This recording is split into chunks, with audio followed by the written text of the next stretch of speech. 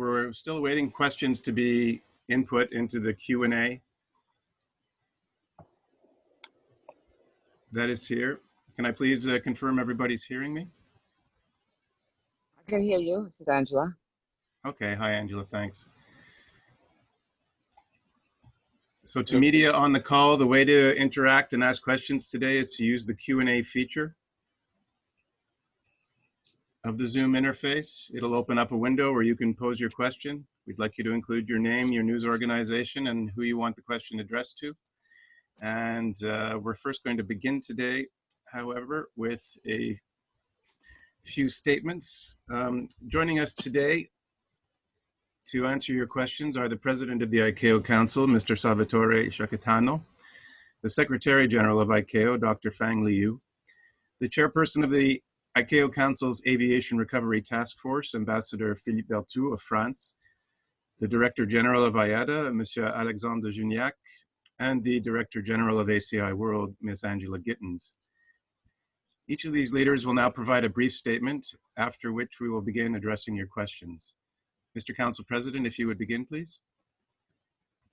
Sure. Thank you. Thank you very much, Anthony. And good morning, everyone. Good morning, everyone. Thank you very much for participating in this press conference. In the face of the many COVID-19 challenges confronting civil society and international aviation, the world looked to the ICAO Council to provide the high-level guidance which governments and the industry need today to begin restarting international transport and recovering from COVID-19. We answered this call yesterday with the delivery and adoption of this report and with recommendations that take off guidelines, which will allow member states and industry to implement harmonized risk mitigation measures in full accordance with the latest and most prudent medical and traveler health advice available to us. The report has the objective to reestablish connectivity, protecting passengers and preventing at the same time, of course, further spread out of COVID-19. International transport is a fundamental component of a modern society, and its smooth and safe restart is essential for the recovery of global economy. ICAO is committed to the transport's restart as it has been to assuring its safe, secure, and sustainable development for more than 75 years. Our Council Task Force has done an incredible job bringing together the WHO, many other international organizations, and the aviation industry to realize this plan and guidelines for the global restart of international air transport. And we are very pleased today having the opportunity to discuss with you. Thank you very much. Thank you very much for your participation. Thank you very much for the interest in this press conference. Thank you. Thanks very much, Mr. President. We'll now hear from ICAO Secretary General, Dr. Fang Li.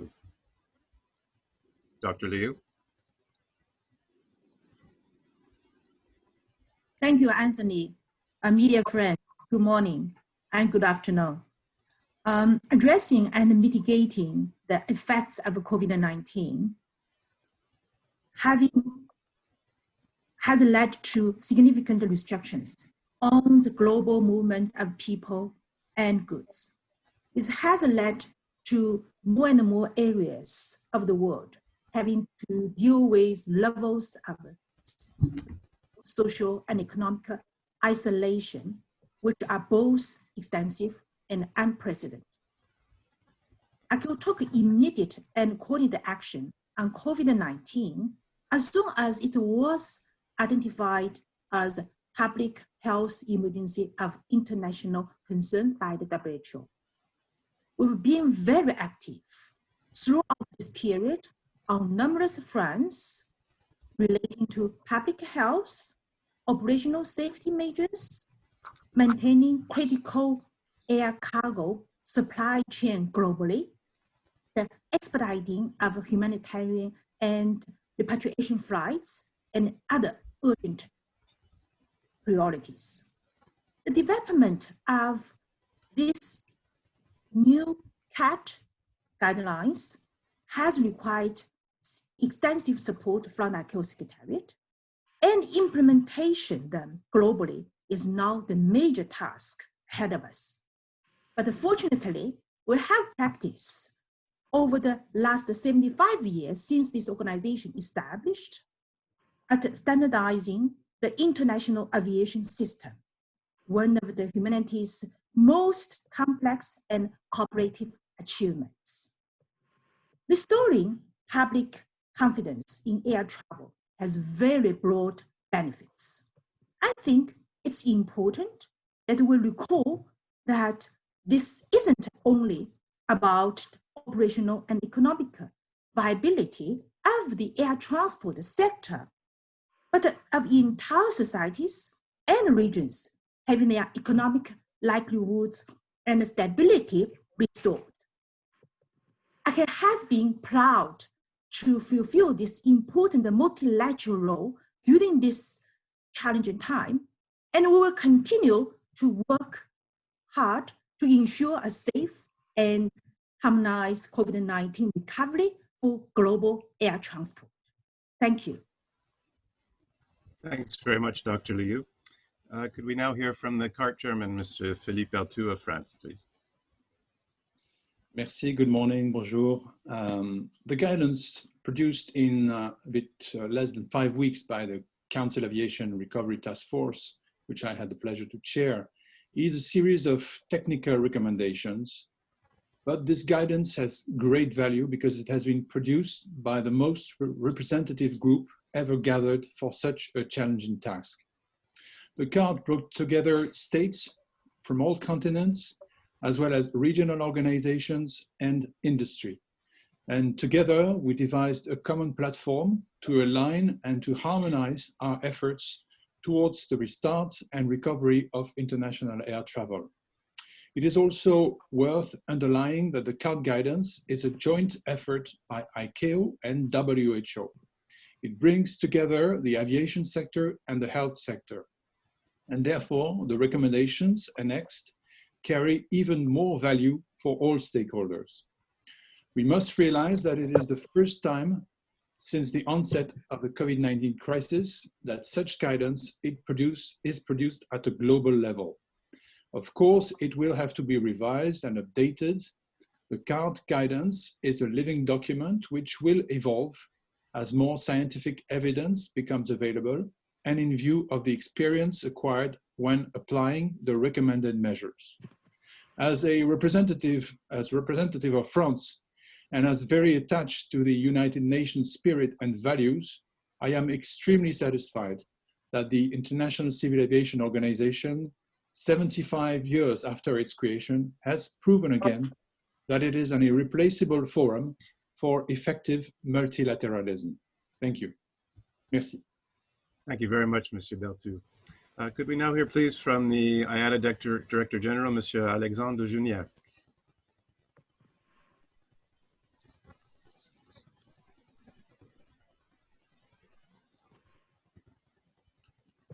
Alexandre, are you with us?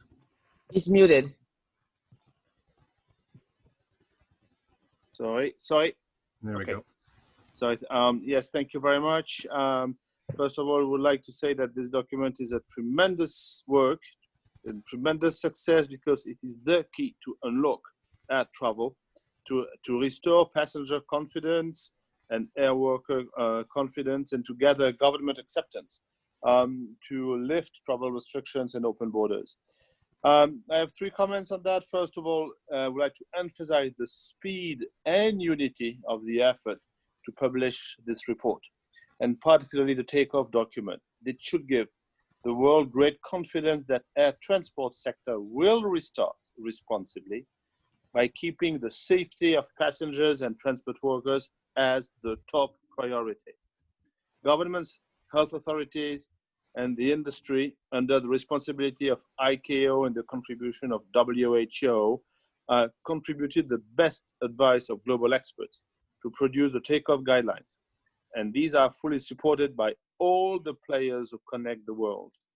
The second point that I want to highlight is the need to implement fast. As the Secretary General mentioned, before. Countries are restarting or ramping up domestic operations, and many are preparing to open their borders. So these guidelines need to be in place quickly so that we can safely meet the demands of those who need to travel when it's possible to do so. Third comment is that the implementation needs to be harmonized. Over many decades, we have proven that this approach makes flying safe. We need to implement the takeoff guidelines in the same way. And the alternative of an uncoordinated implementation is simply not thinkable, not acceptable. So harmonization, collaboration, coordination are the key words. Thank you for your attention. Thank you very much, Alexandre. May we now please hear from you, Angela, from ACI World? Thank you. Good morning. Good afternoon to all. ACI welcomes the authoritative ICAO Council Aviation Recovery Task Force report, which will contribute to a globally consistent, outcome-based approach to the restart and recovery of air travel. Aviation is an interconnected and interdependent global ecosystem, so it is significant that ICAO, states, and industry have worked together to develop these sector-wide recovery recommendations. This kind of collaboration, cooperation, and consistency will remain key, first for the industry to successfully restart, and then for sustaining a balanced recovery from the unprecedented global challenge posed by COVID-19. The takeoff guidance for air travel through the COVID-19 public health crisis recommendations will inform, align, and progress the local, national, and regional recovery plans that are now being implemented around the world. This represents the most effective way of combining risk mitigation with the need to unlock economies and to enable travel. ACI has participated in the CART. We will continue to work with our global partners to achieve rational harmonization of measures, processes, and procedures that are introduced as a result of COVID-19, and the work of CART and this report will help to bring this harmonization. It's in the best interest of all of us to minimize the opportunities for spread of the disease while restarting aviation operations to restart the world's economies. Thank you. Thanks very much, Angela.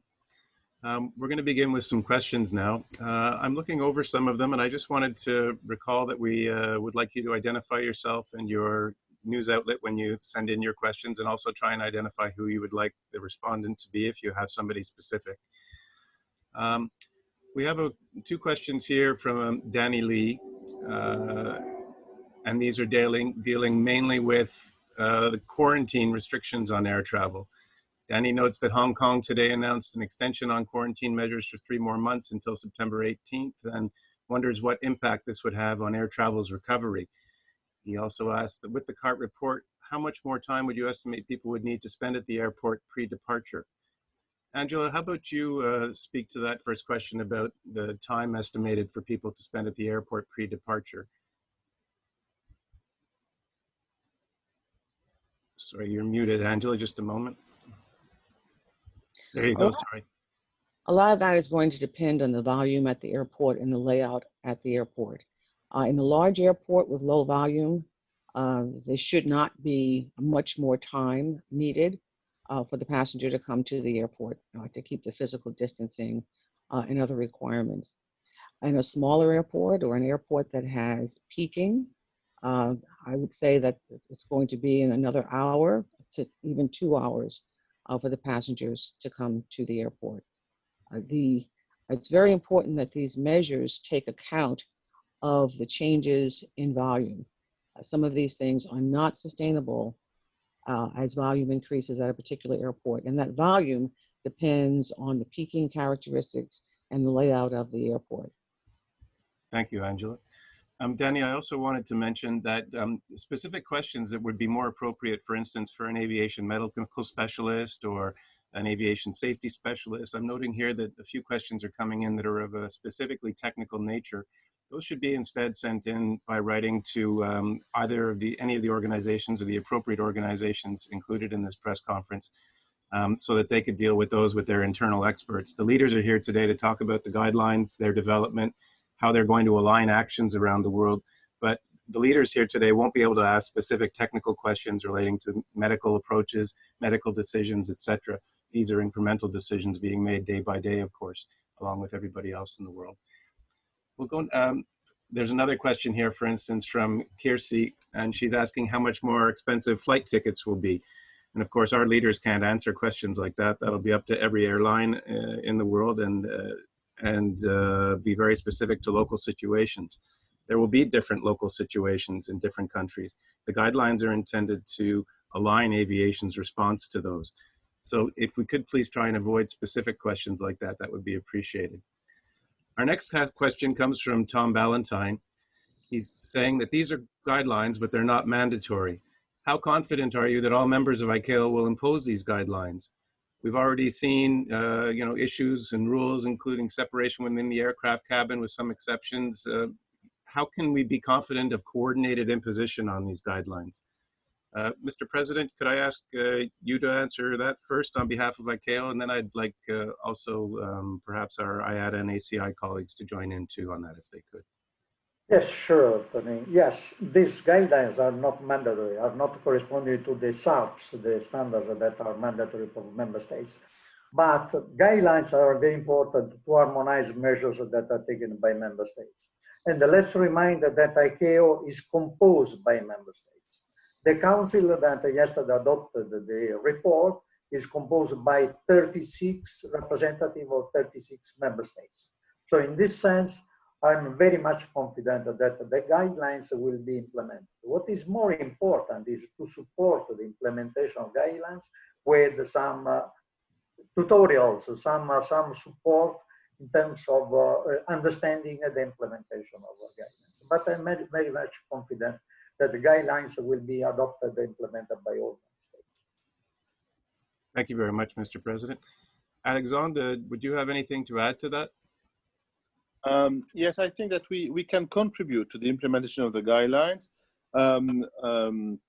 First of all, by asking our members, of course, to put them in force and to respect these guidelines everywhere in the world. So it will be a strong push.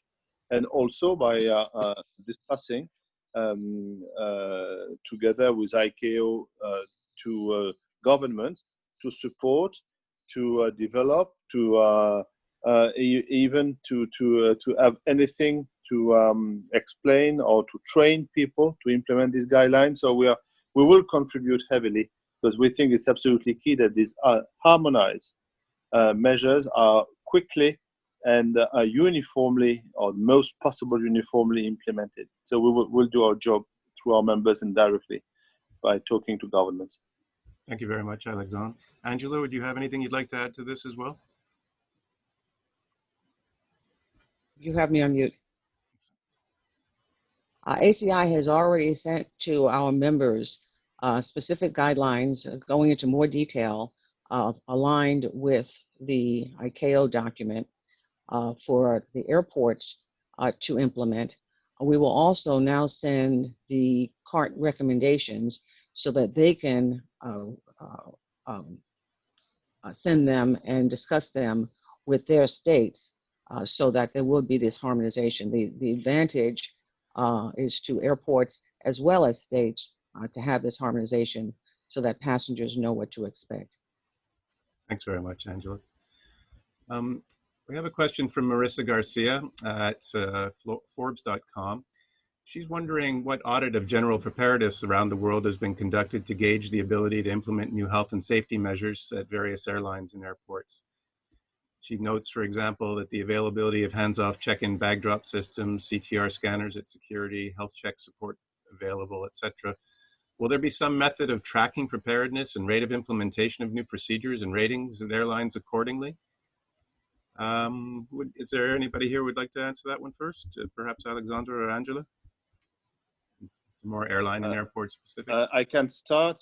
If you want, we have prepared a kind of quote-unquote certification process and an auditing process to see whether or not, the airlines, and potentially we will do that with the airports, are ready or are implementing properly, the guidelines. So we will have that in our audit kit that could be available to see whether we are prepared, what has to be done, what improvement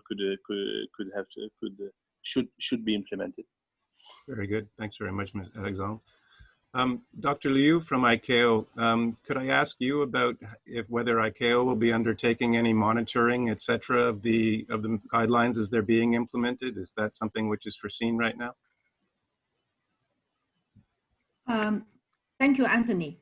Certainly, as I indicated in my statement, now the CAT report is issued, and the task ahead of us is to implement these recommendations at the global level and at the regional level.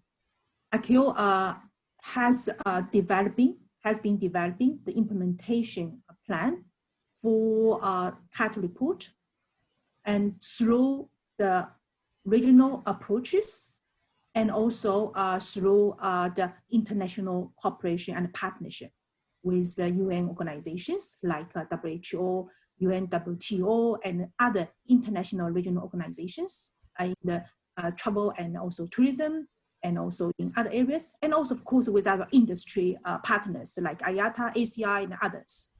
So most important thing is we want to make our assistance to the member states, which are really vulnerable and do not have expertise, to help them to go through this process and to build their capacity to implement these recommendations. Thank you.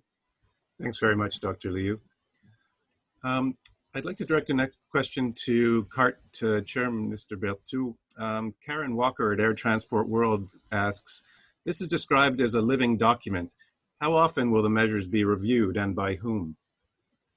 Philippe? Yes, thank you, Anthony. The CART itself is a body that will continue beyond its initial mandate, which was to produce the report. And certainly it will play a role of oversight on how the guiding recommendations will be implemented. There will be a follow-up. The report itself includes the creation of a database within ICAO to report experience, best practices.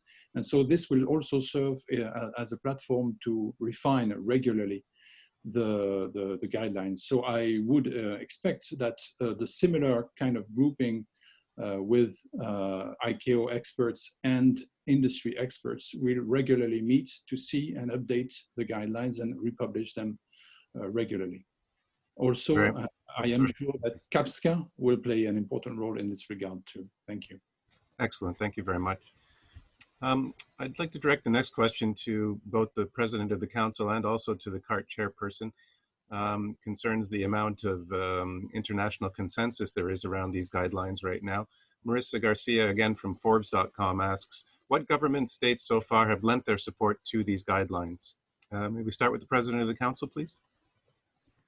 Sure, thank you. Thank you very much. Well, this report has been developed and produced with the support of states, not only because it was composed the task force by council members, but also because the task force included a representative from regional organizations, and the regional organizations represent member states at the regional level.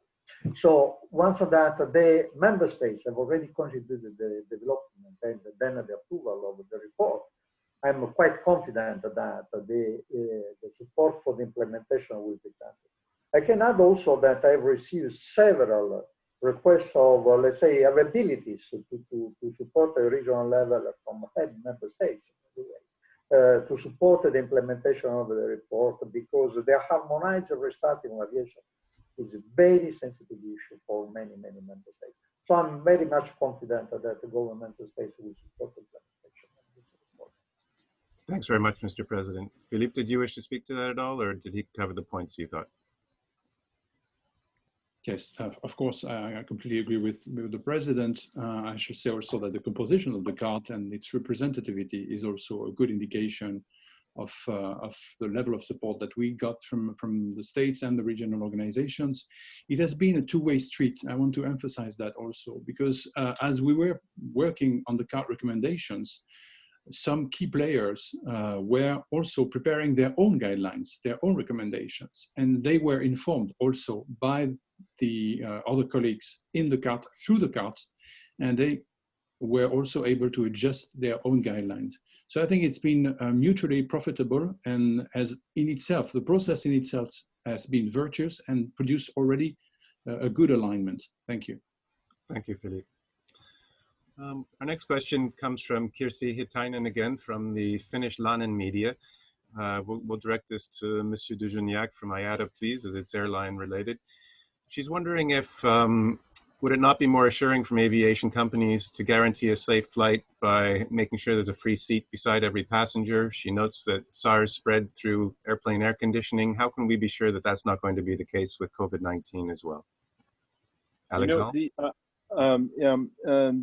It's a very good question. The purpose of the guidelines that have been issued by the CART report is to provide a safe process to minimize the risk of